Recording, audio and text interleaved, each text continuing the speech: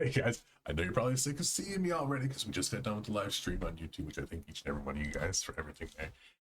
But I want to show you something really, really quick, which I think is super important. So if you want to create chapters on each and every one of your videos or any of your videos that you want people to be able to utilize, so they can cut to the important parts of that video and skip certain scenes, let me show you how to do that. I'm going to cut it down to the beat. We're going to do this nice and quickly. I know there's a lot of videos out there, 5 and 6 minutes long. We're going to try to keep this under 3 minutes if we can real quick. Let's get it done. All right, guys, so as you can see, we just got done streaming Frostma. It was a lot of fun. You guys, if you want to see it, go check it out. But you want to see how to get these chapters? Super, super simple.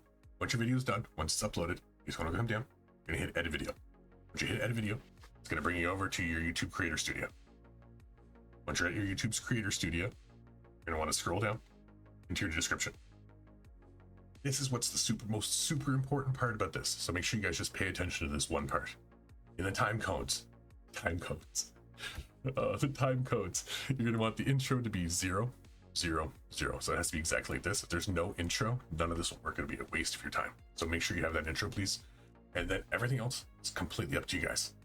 When you're done, you're going to want to make sure you hit save.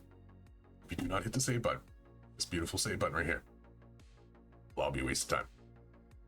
I'll be a waste of time. And then when you're done there, as you can tell, you'll be able to come back here in the description. You'll be able to click on each part.